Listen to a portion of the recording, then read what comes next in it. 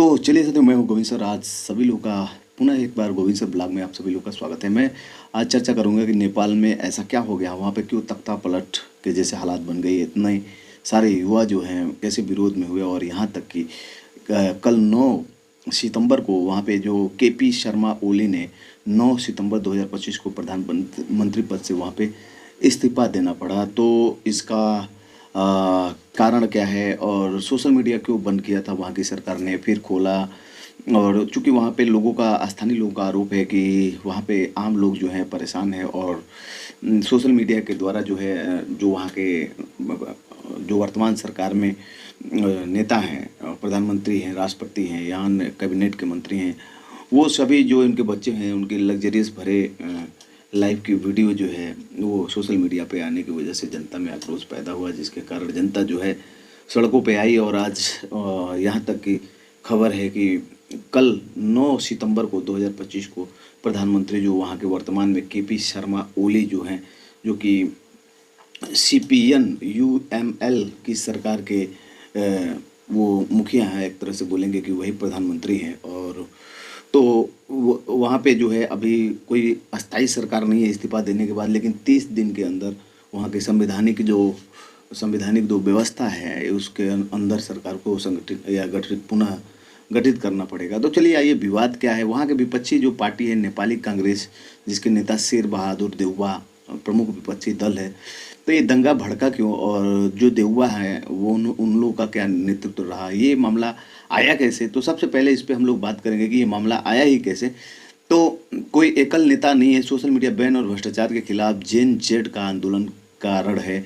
और जेन जेड एक नाम आ रहा है वहाँ पे, मुख्य कारण है। ओली की नीतियों ने इसे ट्रिगर किया था।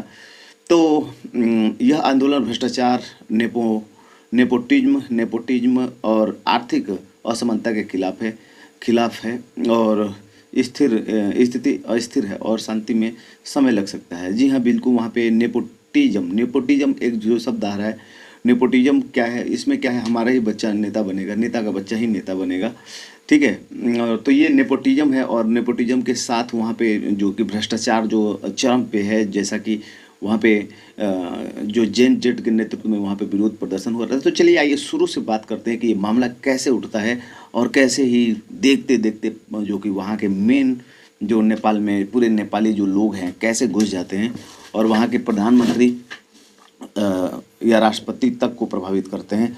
तो चलिए इस पे हम लोग बात करेंगे। तो सबसे पहले बात करेंगे कि ये दंगा कैसे भड़का, और सरकार जो है कह रही है कि ये सोशल मीडिया को बैन करने के कारण हुआ। आज सोशल मीडिया क्यों बैन करना पड़ा, सरकार बचाव करती हुई नज़र आ रही है। तो चलिए हम लोग इस पर थोड़ा सा बात करते हैं। ये मेरा खुद का व्यक्तिगत रिपोर्ट है जो कि मैंने सोशल मीडिया के द्वारा ही, न्यूज़ के द्वारा या प्राप्त किया है इसको। तो चलिए, तो सबसे पहले देखिए यहाँ पे हुआ क्या। नेपाल में यह विवाद जो है 1 सितंबर को शुरू होता है, इसी महीने में। यह विवाद मुख्य रूप से 1 सितंबर 2025 के आसपास शुरू होता है, जब सरकार ने सोशल मीडिया प्लेटफॉर्म जैसे Facebook, Instagram, WhatsApp, YouTube, x और टिकटॉक पर प्रतिबंध लगा दिया। बताइए, सरकार अचानक इतना ही सारी सोशल मीडिया है उसको बंद कर दिया, लगा दिया। सरकार का कहना था कि यह कदम फेक न्यूज, स्पीच और देश की सामाजिक सद्भाव बिगाड़ने वाली सामग्री को रोकने के लिए उठाया गया है। संचार और सूचना मंत्रालय प्रौद्योगिकी मंत्रालय ने 26 सोशल मीडिया कंपनियों का रजिस्ट्रेशन और नए नियमों का पालन करने के लिए 7 दिनों का अल्टीमेटम दिया था, जो कि पूरा ना होने पर ब्लॉगिंग का आदेश जारी किया गया। यह प्रतिबंध युवाओं को, खासकर जेन जेड एक नाम आ रहा है कि पीढ़ी के बीच भारी असंतोष पैदा कर गया। और तो सबसे पहले हम लोग जानेंगे कि ये जो जेन जेड जो है उसका क्या मतलब है, ठीक है। नेपाल में खास तौर पे जेन जेड का मामला जो है वहाँ के युवा जो शक्ति है, तो जेन जेड जो है जनरेशन है वहाँ की, और एक सांख्यिकी, ठीक है। तो यहाँ पे जो नेपाल है अभी भी सुलग रहा है। यहाँ तक कि देखा गया है कि कई सारे जो वहाँ के प्रधानमंत्री वर्तमान है उनके घरों को जला दिया गया है। तो खासकर जेन जेड जो है की पीढ़ी के बीच भारी असंतोष पैदा कर गया है, क्योंकि सोशल मीडिया उनके लिए संचार, जागरूकता और आर्थिक अवसरों जैसे रेमिटेंस और ऑनलाइन जॉब्स का मुख्य स्रोत था। नेपाल की अर्थव्यवस्था रेमिटेंस पर बहुत निर्भर है, वर्ल्ड बैंक के अनुसार जीडीपी का 33% रेमिटेंस से आता है और युवा बेरोजगारी दर 20% है, इससे पहले ही देश में भ्रष्टाचार, राजनीतिक भ्रष्टाचार, नेपोटिज्म का मतलब होता है, सुन लीजिए बार बार ये आ रहा है, नेपोटिज्म का परिवारवाद, मतलब नेता का बेटा ही नेता बनेगा, है ना। ये सारी जो चीज़ें हैं परिवारवाद को लेके ही आगे बढ़ाया जाता है कि फलाना नेता का लड़का है वही चुनाव लड़ेगा, है ना। तो नेपोटिज्म के ये खिलाफ है। और आर्थिक समानता को लेकर गुस्सा सुलग रहा था। टिकटॉक पर नेताओं के बच्चों के विलासितापूर्वक जीवन की वीडियो ने यह आग भड़का दी। विरोध प्रदर्शन 8 सितंबर 2025 को काठमांडू में संसद भवन के बाहर बड़े पैमाने पर शुरू हुए, जहां हजारों युवा जो है जेन जेड प्रोटेस्ट के नाम से इकट्ठा हुए और वहां पे जो है बहुत सारा हंगामा किया। तो कल जो है 9 सितंबर जो था, कल 9 सितंबर को लगभग दोपहर में 2 बजे जो है वहाँ के तत्कालिक जो प्रधानमंत्री है उन्होंने इस्तीफा दे दिया है और वहाँ के संविधान के अनुसार अगले 30 दिन के अंदर सरकार बनेगी। तो चलिए अभी का माहौल वहाँ पे क्या है हम लोग उस पर बात करते हैं। तो 10 सितंबर 2025 तक नेपाल में स्थिति अत्यंत तनावपूर्ण और हिंसक बनी हुई। काठमांडू और अन्य शहरों में 36 घंटों से अधिक समय से विरोध प्रदर्शन जारी है, और जिनमें आगजनी, पथराव और पुलिस के साथ झड़पें हो रही है। सरकार ने अनिश्चितकाल कर्फ्यू लगा दिया है, लेकिन प्रदर्शनकारी इसे तोड़कर सरकार सड़कों पर उतर रहे हैं। आग की लपटें और काला धुआं पूरे शहर को ढक रहा है। सेना की सुरक्षा का जिम्मा सौंप दिया गया है और हेलीकॉप्टरों से मंत्रियों को बचाया जा रहा है। अर्थात मंत्रियों, जो नेताओं के घरों को पूरी तरह से वहाँ की जो जनता है घेर चुकी है और उनको हेलीकॉप्टर के साथ जो है रेस्क्यू किया जा रहा है। तो देखिए स्थिति, हेलीकॉप्टरों से मंत्रियों को बचाया जा रहा है। त्रिभुवन इंटरनेशनल एयरपोर्ट और पोखरा एयरपोर्ट पर उड़ानें अनिश्चित काल के लिए रद्द कर दी गई और विदेशी दूतावास जैसे अमेरिका दूतावास ने नागरिकों को शेल्टर इन प्लेस रहने की सलाह दी है। भारत ने भी अपने नागरिकों को यात्रा स्थगित करने और सावधानी बरतने की सलाह जारी की है। प्रदर्शनकारी अब भ्रष्टाचार के खिलाफ व्यापक आंदोलन में बदल चुके हैं और जेलों में कैदियों की रिहाई तक हो गई है। जो भी बच्चों को या युवाओं को जो उनको छोड़ दिया गया है, फिर भी वहाँ पे जो है अभी भी प्रदर्शन जो है पूरे नेपाल में व्यापक हो चुका है। वहाँ के राष्ट्रपति जो है, नेपाल के राष्ट्रपति जो है रामचंद्र पौडेल जो हैं, जो मार्च 2030 से पद पर है, लेकिन 9 सितंबर के हिंसक प्रदर्शन के बीच उनके निजी आवास को आग लगा दी थी। उनका निजी मकान था, आवास था, उसको जो है 9 सितंबर को आग लगा दिया गया है पब्लिक के द्वारा। कुछ रिपोर्ट में कहा गया है कि राष्ट्रपति ने शांति की अपील की है, लेकिन उन्होंने इस्तीफे की अफवाह भी फैलाई हुई है। हालांकि आधिकारिक पुष्टि नहीं हुई है। और तो क्यों सोशल मीडिया पे सारे ऐप्स को बंद करना पड़ा? सोशल मीडिया पे ऐप्स बंद करने का कारण, मुख्य कारण सरकार की नीति थी, जो फेक न्यूज, हेट स्पीच, अश्लीलता सामग्री को नियंत्रित करने के लिए बनाई गई थी। सरकार ने कंपनियों का रजिस्ट्रेशन और स्थानीय नियमों जैसे 2018 के पॉर्न साइट बेट का पालन करने का आदेश दिया, लेकिन युवाओं ने इसे अभिव्यक्ति की स्वतंत्रता पर हमला माना, क्योंकि नेपाल में इंटरनेट और सोशल मीडिया मुख्य संचार का माध्यम है। 2023 में टिकटॉक पर भी इसी तरह का बैन लगा था, जो बाद में हटाया गया। प्रदर्शनकारियों के दबाव में 8 सितंबर को रात को ही बैन हटा लिया गया था, लेकिन तब तक हिंसा भड़क चुकी है।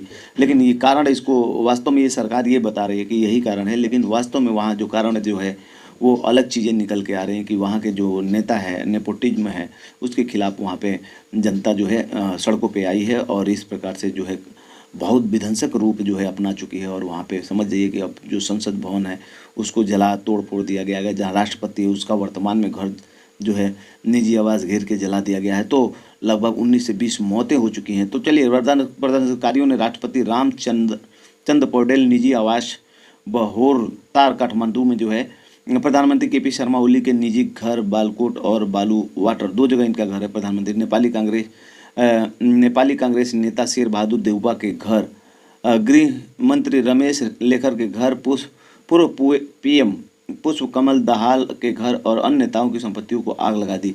मतलब सभी नेताओं को, पक्ष में हो या विपक्ष को, है ना। ऐसा इसलिए क्योंकि प्रदर्शन भ्रष्टाचारियों, नेपोटिज्म के खिलाफ, नेपोटिज्म का मतलब परिवारवाद के खिलाफ में, राजनीति में फलाने का नेता है इसीलिए, फलाने विधायक है इसीलिए उनका लड़का जिला पंचायत लड़ेगा, जिला पंचायत जो लड़ रहा है उसका लड़का है ना प्रधानी लड़ेगा, या अन्य चीज़ें हैं।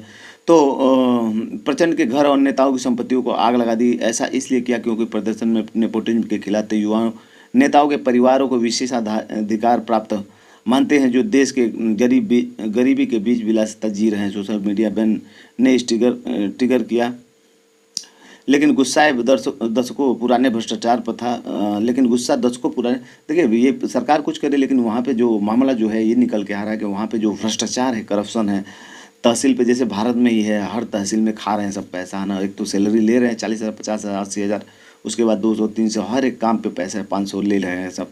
तो ऐसे ही भड़का हुआ है वहाँ पे जो है गुस्सा भ्रष्टाचार पर था। पुलिस की गोलीबारी में 19 मौतों के बाद गुस्सा भड़क गई। लगभग 19 से 20 लोग और प्रदर्शनकारी सजा के रूप में इन संपत्तियों पर हमला करने लगे। एक पूर्व पीएम झलनाथ खनाल की पत्नी, जो पूर्व पीएम है झलनाथ, चित्रकार की उनका नाम था। देखिए ये एक मौत हुई है एक वीवीआईपी में, एक संसद भवन सजा के रूप में। अच्छा, कह रहा है एक पूर्व पीएम झलनाथ खनाल की पत्नी रज्य लक्ष्मी चित्रकार की आग में मौत हो गई। आग उसमें लगाया गया, उसी में जल के ये पूर्व प्रधानमंत्री की पत्नी है जो मर गई है। संसद भवन, सुप्रीम कोर्ट, सिंगादुरबारी सरकारी कार्यालय को वहाँ कहा जाता है। नेपाली कांग्रेस कार्यालय और जेल में भी जलाए गए हैं। ये सारी चीज़ों पे आग लगा दी गई। संसद भवन पे, सुप्रीम कोर्ट को भी आग लगा दिया गया है वहाँ पे, है ना। संसद भवन को भी आग लगा दिया गया। सिंगा दुरबार यानी सरकारी कार्यालय को भी वहाँ पे अभी नेपाल में आग लगा दिया गया है। तो आगे क्या होने वाला है, मामला कब शांत हो सकता है, ये तो अब आंदोलन जो है कारी ही पे निर्भर करेगा कि वो बातों को मानते हैं कि आगे संभावना है कि नेपाल में राजनीति की अस्थिरता बढ़ेगी। पीएम ओली के इस्तीफे के बाद राष्ट्रपति को नया गठबंधन की सरकार बनाने के लिए 30 दिनों का समय मिला है, लेकिन विरोधी दल जैसे नेपाली कांग्रेस भी भ्रष्टाचार के दबाव में है। सेना का नियंत्रण बढ़ सकता है और यदि हिंसा जारी रहे तो मार्शल लॉ या अंतर्राष्ट्रीय हस्तक्षेप जैसे संयुक्त राष्ट्र की जांच हो सकती है। मामला शांत होने में कम से कम 1 से 2 हफ्ता लग सकता है। नई सरकार जो है भ्रष्टाचार जांच और आर्थिक सुधारों की घोषणा करे, लेकिन जेनजेड का गुस्सा गहरा है, इसलिए पूर्व शांति में महीनों लग सकता है। भारत में अमेरिका और यूएन ने शांति की अपील की है। या श्रीलंका या बांग्लादेश जैसे आंदोलनों की तरह पूर्ण सत्ता परिवर्तन के रूप ले सकता है। तो चलिए, एक तरह से इतना जो नेपाल में वहाँ पे नेपोटिज्म के खिलाफ है, भ्रष्टाचार के खिलाफ वहाँ के युवा ही सड़कों पे है। और युवा कह रहा है कि चाहे पक्ष हो या विपक्ष हो, यानी जो सरकार में पार्टी हो या विपक्ष में पार्टी हो, दोनों ही नेपोटिज्म चला रहे हैं, यानी, है ना। तो इसके खिलाफ है। तो चलिए, मानवीय नुकसान वहाँ पे जो हुआ है, कम से कम 22 मौतें, 19 प्रदर्शनकारियों सहित कुछ रिपोर्ट में 19 से 22 और 100 से 400 लोग घायल हुए हैं, जिसमें पुलिस भी है। एमनेस्टी इंटरनेशनल ने लाइव कम्युनिकेशन के इस्तेमाल की निंदा की है। संसद भवन को जला दिया गया है। सुप्रीम कोर्ट को जला के नष्ट कर दिया गया है। सिंगादुरबारी पीएम कार्यालय, सिंगादुरबार जो है पीएम प्रधानमंत्री का जो कार्यालय था उसका नाम था, है ना, ठीक है। सिंगादुरबार पीएम कार्यालय और मंत्रालय को भी आग लगाया जा चुका है, यानी समझ जाइए कि करोड़ों लाखों का वहाँ नुकसान हो चुका है। राष्ट्रपति भवन को भी आग लगाया जा चुका है। कई नेताओं के घरों को जलाया जा चुका है। पूर्व प्रधानमंत्री के जो है कई नेताओं को घरों को जलाया जा, पूर्व प्रधानमंत्री जो है उनकी पत्नी जो है उनकी आग लगने के कारण यानी जलकर मौत हो गई है। कई नेताओं के घर, नेपाली कार्यालय जो है, एक निजी स्कूल, देउबा की पत्नी, है ना, ये सब जल गए हैं ना। देउबा की पत्नी को भी, पुलिस बूथ को भी जला दिया गया है। नखू जेल में कैदी रिहा, नखू जेल पे कब्जा करके वहाँ से जितने कैदी थे सबको छुड़ा दिया गया है। वाहन और टायर जलाए गए हैं। आग से लाखों डॉलर का नुकसान हुआ है, लेकिन सटीक आंकड़ा अभी नहीं बताया जा सकता। एयरपोर्ट बंद होने से पर्यटन और नेपाल में एयरपोर्ट बंद होने से पर्यटन और व्यापार प्रभावित हुआ है। टेंस पर असर, सरकार ने मृतकों के परिवारों को मुआवजा और घायलों को मुफ्त इलाज का वादा किया है। कुल मिलाकर अरबों नेपाली रुपये का नुकसान हो सकता है, लेकिन अभी रिपोर्ट नहीं आया। तो सबसे बड़ी बात यह है कि ऐसा हुआ क्यों हो, तो सबसे नेपाल में इसका कारण यही है कि वहाँ की जो नेपोटिज्म जो है, परिवारवाद, भ्रष्टाचार और गरीबी के कारण वहाँ के वर्तमान जो जनता है बहुत बेहाल है। लेकिन वहाँ पे कुछ नेताओं जो हैं, है ना। तो देखिए, सबसे पहले कि वहाँ पे हुआ क्या है, तो ये सारी जो चीज़ें हैं, कल की जो घटना हुई, एक बार पूरा दोहरा देते हैं इसको फ्लैशबैक में, कि वहाँ के जो प्रधानमंत्री हैं केपी शर्मा ओली ने 9 सितंबर 2015 को प्रधानमंत्री पद से इस्तीफा दे दिया। कुछ मंत्रियों के इस्तीफे की खबरें हैं, लेकिन नाम अभी स्पष्ट नहीं आया है, लेकिन प्रधानमंत्री ने इस्तीफा दे दिया है। वर्तमान में जो सरकार वहाँ पे सीपीएन और यूएमएल की थी, अब अंतरिम व्यवस्था है। वहाँ पे विपक्षी जो पार्टी का नाम है नेपाली कांग्रेस, जो शेर बहादुर देउबा उसके प्रमुख नेता है। कोई एकल दंगा भड़काने में वहाँ पे कोई एकल नेता नहीं है। वहाँ पे कोई एकल नेता नहीं, सोशल मीडिया बैन और भ्रष्टाचार के खिलाफ जेन का आंदोलन कारण है और ओली की नीतियों ने इसे ट्रिगर किया है, यानी आगे बढ़ाया है। तो ये जो हिंसा है इस प्रकार से। अब देखिए, विवाद और पृष्ठभूमि और वर्तमान स्थिति में वास्तव में नेपाल में भ्रष्टाचार, बेरोजगारी, 20% युवा बेरोजगार हैं और रेमिटेंस पर निर्भर अर्थव्यवस्था है। रेमिटेंस का मतलब सोशल मीडिया पे लगभग 33%, और उसी सोशल मीडिया को जो है इन्होंने बंद कर दिया, जिसके कारण लंबे समय से असंतोष पैदा किया था। सोशल मीडिया बैन ने इसे ट्रिगर किया। ट्रिगर करने का मतलब होता है इसे मतलब आग में घी का काम किया है ना। सोशल मीडिया जैसे बन के बताइए कितने बच्चे उस पर वीडियो बनाए हैं और कंटेंट बनाए हैं, है ना, अपने मेहनत के, अपने दम पे नेट का भरवा के, अपने रिचार्ज करा के, मोबाइल खरीद के, तमाम समय निकाल के और शिक्षा को प्राप्त करके अच्छे शब्दों को गैर संवैधानिक शब्दों से बचते हुए संवैधानिक शब्दों का प्रयोग करते हुए सोशल मीडिया पे हम या वहाँ पे जो युवा है काम करते हैं और उनके चैनल से कमाई होती है और उसको उन्होंने बंद कर दिया है। तो इसलिए 8 सितंबर 2025 को काठमांडू में संसद भवन के बाहर बड़े पैमाने पर विरोध शुरू हुआ। पुलिस की गोलाबारी में 19 से 22 लोगों की मौत हो गई, 100 से 400 लोग घायल हैं। सरकार ने जबकि ऐसा वादा किया है कि सभी जो घायल हैं उनको मुफ्त में इलाज और जो उनको मुआवजा, उचित मुआवजा दिया जाएगा। तो प्रदर्शनकारियों ने संसद भवन, सुप्रीम कोर्ट आपको बताया, ये सारी जो चीज़ें हैं, है ना, तो प्रदर्शनकारियों ने ये सारी चीज़ों को छोड़ा नहीं है। ठीक है, 22 मौतें लगभग हो चुकी है और अरबों नेपाली रुपए की संपत्ति का नुकसान हुआ है। और वहाँ पे जो है अभी भी अस्थिरता बनी हुई है और वहाँ के जो बड़े नेता जो हैं, वहाँ पे जो दंगा का हमने बताया ही आपको, कोई विशेष नाम नहीं है ना। दंगों का मुख्य कारण 1 सितंबर 2025 को फेसबुक भी बंद कर दिया गया था नेपाल में, टिकटॉक भी बंद कर दिया। भारत में टिकटॉक तो बैन है, यूट्यूब, व्हाट्सएप और एक्स यानी ट्विटर को भी बंद कर दिया था। तो जिसे संचार और सूचना प्रौद्योगिकी मंत्रालय ने लागू किया था। यह प्रतिबंध फेक न्यूज और हेट स्पीच को रोकने के नाम पर लगाया गया था, लेकिन युवाओं ने इसे अभिव्यक्ति की आज़ादी पर हमला माना और इस प्रकार से वहाँ पे जो है जनमानस ने आंदोलन कर दिया। तो ये जो चीज़ें हैं यहाँ पे आपको हमेशा बच के रहना चाहिए गलत करने से। ठीक है, तो चलिए, अभी तक जो लिखित में वहाँ पे वहाँ के प्रधानमंत्री का आया है, 9 दिसंबर को 2025 को नेपाल के प्रधानमंत्री केपी शर्मा ओली ने हिंसक प्रदर्शन विरोध को जनता के आक्रोश के बाद इस्तीफा दे दिया। यह इस्तीफा सोशल मीडिया प्रबंधों और भ्रष्टाचारों के खिलाफ बड़े पैमाने पर प्रदर्शनों के दबाव में आया।